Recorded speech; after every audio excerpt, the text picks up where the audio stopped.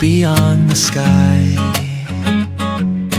How can you dare to try?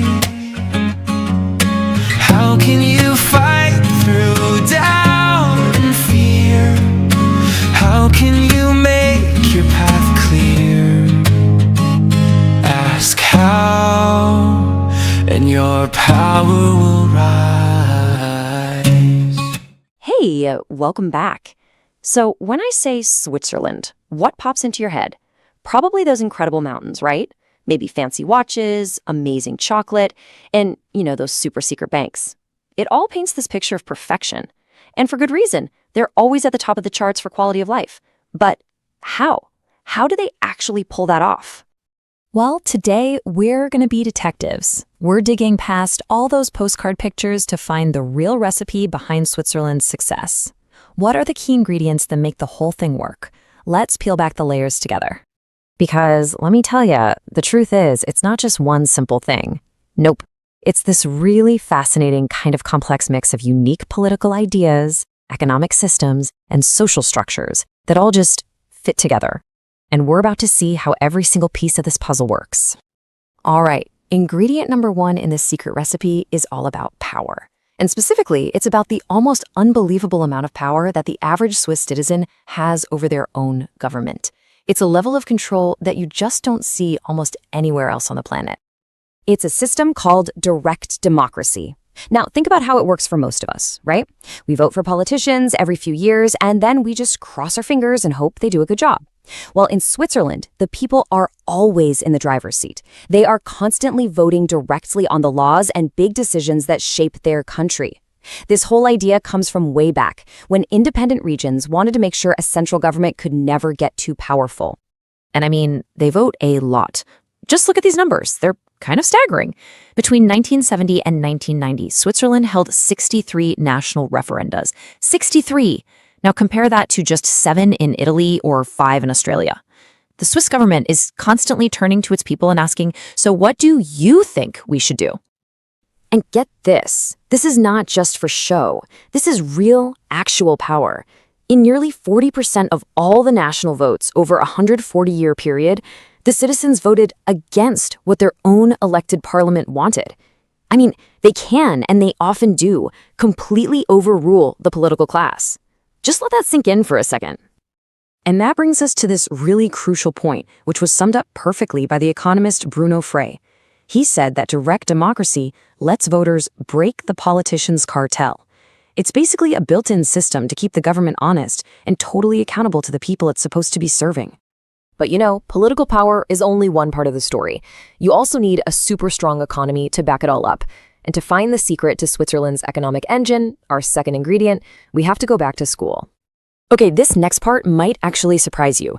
After kids finish their required schooling at around age 15, a full two-thirds of them don't head down the traditional university path. Instead, they choose something called vocational education and training, or VET. This isn't some niche alternative. It's the main road for most young people. And the core of it is this brilliant idea called the dual-track system. So students spend 1 or 2 days a week in a classroom learning all the theory.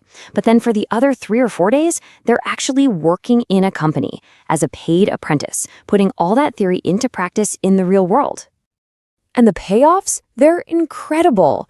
You end up with a system where companies are literally training their own future employees, which leads to super low youth unemployment. It creates this amazing pipeline of highly skilled specialists, the people who actually make those world-famous watches and medical devices. And what's really important is that this path is seen as every bit as prestigious as a university degree. And there are always ways to go on to higher education later if you want. Okay, so we've got direct citizen control over the government, and we have a world-class workforce. This recipe is sounding pretty perfect, isn't it? Well, this is where things get a little more complicated, because in Switzerland, the price for this incredible quality of life is, well, it's very, very high. Now, let's start with the good stuff. The salaries are high. We're talking an average of around 80,000 Swiss francs a year for a full-time job. And yeah, that sounds absolutely fantastic. But that number doesn't tell you the whole story. That's because the expenses are also sky high. Let's just take healthcare. The basic mandatory health insurance, the absolute minimum you have to have, costs around 400 francs per person, per month. That is a huge chunk of your paycheck gone before you even think about rent or food. And remember, that's just the premium. That's before you've even paid for a single doctor's visit. And if we compare it to another really well-off country like Norway, it really puts it into perspective. Just look at this. The Swiss pay almost 7 times more for their basic health insurance. And on top of that, they tend to work longer hours and get less mandatory paid vacation. These are the real-life trade-offs we're talking about. And this really gets to the heart of it. As one person put it in an online discussion, the average Swiss person is not mega wealthy. Those high salaries are directly balanced out by a seriously high cost of living. It's a very comfortable life, for sure, but it's not necessarily a life of crazy riches for the average person. And these trade-offs, they aren't just financial, they're social too. Switzerland actually has less developed family policies than a lot of other wealthy countries. Childcare costs are some of the highest in the world, and there's still a pretty big gender income gap, often because it's just so tough to balance a career and family life. So what do we do with all this? The citizen power, the incredible skills, the high pay, but also the crazy high prices and the social challenges? Well, it really helps to think of this entire recipe as a unique kind of social contract. On one side of the deal, you've got the promise: amazing control over your government, political stability, a workforce that's second to none, and really high salaries. But then, on the other side, you've got the price you have to pay. That's super high cost of living, not a lot of family support, and those stubborn gender gaps. And this, right here, this is the real secret. There is no single magic ingredient to Switzerland's success. The secret is the entire recipe.